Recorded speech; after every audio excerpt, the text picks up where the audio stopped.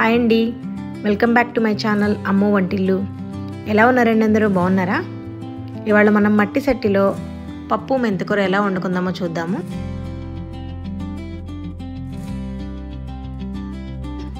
దానికి కావాల్సిన పదార్థాలు 2 కట్టలు మెంతికూర అండి. నేను చూపిస్తున్న విధంగా గ్లాస్ నిండా పప్పు తీసుకున్నాను. 1 ఉల్లిపాయ, 2 టమాటాలు, 3 పచ్చిమిర్చి, ఒక చిన్న నిమ్మకాయ సైజంతా చింతపండు అండి. ఇప్పుడు ఫస్ట్ మనం పప్పుని ఇట్లా ఆ సట్టిలో వేసుకొని బాగా వేపాలండి. చాలామంది పప్పు వేపరు. ఇలా వేపుకుంటే కనుక మీకు పప్పు చాలా టేస్టీగా ఉంటుంది, పైగా త్వరగా పాడవదు. పప్పు అనేది ఇట్లాగా సిమ్లో పెట్టుకొని మనం బాగా వేపుకోవాలి. బాగా పప్పు అనేది కొంచెం మాడకుండా బాగా ఏగాలండి. చూస్తున్నారు కదా వీడియోలో నేను చూపిస్తున్న విధంగా మీరు పప్పు అనేది వేపుకోండి. తర్వాత దాన్ని ఒకసారి 2 టైమ్స్ మీరు వాష్ చేసుకోండి పప్పుని. మనం ఏదైతే గ్లాస్తో పప్పు తీసుకున్నామండి దాంతో మీరు ఒక 3-4 గ్లాసెస్ నిండా వాటర్ పప్పులో పోసుకోండి. ఆ తర్వాత నేను చూపిస్తున్న విధంగా ఒక చిన్న స్పూన్ నిండా పసుపు వేసుకోండి. పసుపు వేసుకున్నాక మనం కట్ చేసుకున్న ఆనియన్ని ఒక హాఫ్ ఆనియన్ అండి, ఫుల్ ఆనియన్ చూపించాను కదా మీకు, అందులో హాఫ్ ఆనియన్, ఒక 3 పచ్చిమిర్చి మీరు అలా కట్ చేసుకొని మీరు ఆ పప్పులో వేసుకోండి. పప్పులో వేసుకోండి. ఆ పప్పులో వేసుకున్నాక మీరు పొయ్యి అనేది హైలో పెట్టుకోండి. హైలో పెట్టుకున్నాక మూత పెట్టుకోండి. ఇట్లాగా నేను ఇంత చూపించిన మెంతికూర అండి, ఆ మెంతికూర ఇట్లాగా కాడలు లేకుండా ఆకులు మాత్రమే కోసి పెట్టుకోవాలండి. మీకు చిన్న మెంతికూర దొరికినా పర్వాలేదండి, నేను ఈ మెంతికూర తీసుకున్నాను. ఈ పప్పు ఇలా హైలో పెట్టుకొని మీరు ఆ పప్పును ఉడికించుకోవాలండి. మధ్య మధ్యలో మీరు మూత తీసి చూసుకోండి.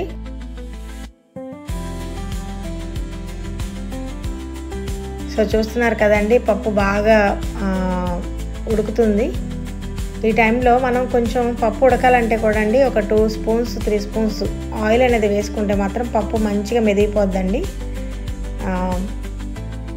ఇప్పుడు నేను చూపిస్తున్న విధంగా మీరు అట్లాగా ఒక 2-3 స్పూన్స్ ఆయిల్ అనేది వేసుకోండి.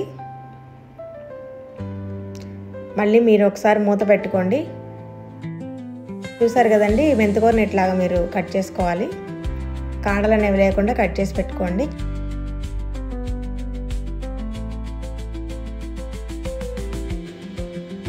తర్వాత అండి పప్పు ఉడికాక మనం ఇట్లాగా నేను చూపించిన 2 టమాటాలను కొంచెం నిమ్మకాయ సైజు అయినంత చింతపండు మీరు ఆ పప్పులో వేసేసుకోండి.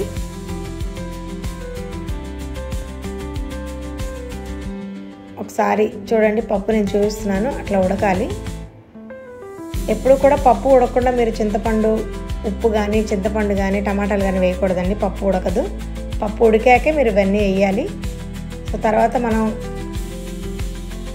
ఇందాక మెంతికూర కట్ చేసి పెట్టుకున్నాం కదండి రెడీగా, అది కొంచెం వాష్ చేసుకొని మనం ఆ పప్పులో వేసేసుకోవాలండి. టమాటాలు, చింతపండుతో పాటు ఈ కట్ చేసుకున్న మెంతికూర కూడా వేసేసుకోవాలి.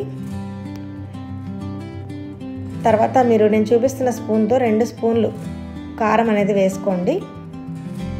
అంటే 1.5 స్పూన్ వేసాను.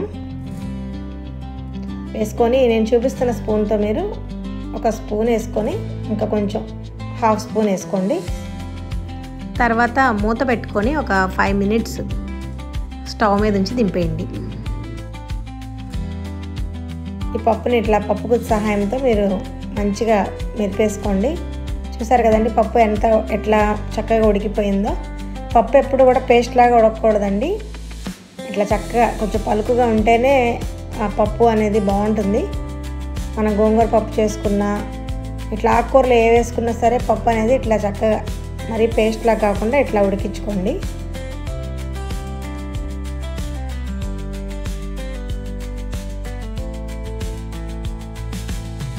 చూసారు కదండి, నేను వాటర్ కూడా సపరేట్ చేయకుండా పప్పు అనేది మంచిగా మెదిపేస్తున్నాను పప్పు కుత్తి సహాయంతో. సో అట్లా మీరు మెదిపి రెడీగా పెట్టుకోండి. తర్వాత తాలింపు వేసుకోవాలండి. పప్పుకి మంచి లాస్ట్లో ఫినిషింగ్ టచ్ తాలింపు వేసుకోవాలి కదా. నేను చూపిస్తున్న విధంగా వెల్లుల్లి, ఎండుమిర్చి, కరివేపాకు, ఉల్లిపాయ, మనం ఇందాక మిగిలింది కదండి సగం, ఆ ఉల్లిపాయను అట్లా కట్ చేసుకోండి. చూసారు కదండి పప్పు ఎంత చక్కగా ఉడికిపోయిందో మట్టి సెట్లో. ఫస్ట్ ఇట్లా కళాయి ఒకటి పెట్టుకోండి. తాలింపుకి మనకి ఒక స్పూన్ నెయ్యి వేసి ఒక గుంటగరెట్టెడు ఆయిల్ వేస్తానండి. పప్పు ఇలా గట్టి పప్పు చేసుకునేటప్పుడు మనకి ఎప్పుడైనా ఆయిల్ కొంచెం ఎక్కువ వేసుకోవాలండి. ఆయిల్తో పాటు కొంచెం నెయ్యి కూడా వేసుకోండి. సో చూసారు కదండి, ఆయిల్ కాగాక కొంచెం మనం ఆవాలు మాత్రం చిటపట అనాలండి. తర్వాత జీలకర్ర వేసుకోండి. తర్వాత ఇందాక మనం దంచి పెట్టుకున్న వెల్లుల్లి వేసుకోండి. తర్వాత ఎండుమిర్చి, తర్వాత ఆనియన్స్ కట్ చేసుకున్నాం కదండి, అవి వేసుకోండి.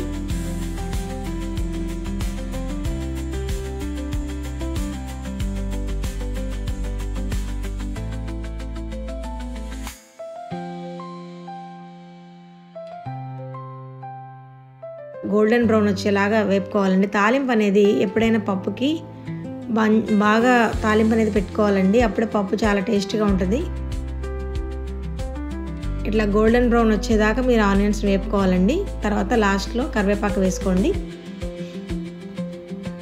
కరివేపాకు ఎక్కువ వేసుకోండి.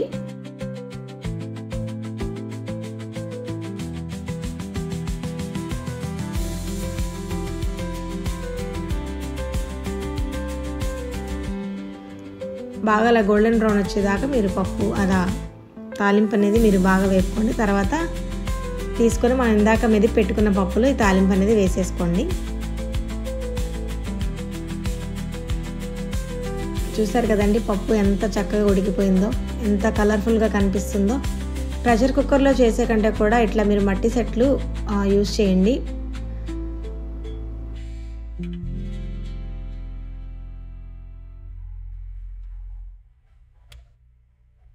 చూడండి ఎంత బాగుందో పప్పు.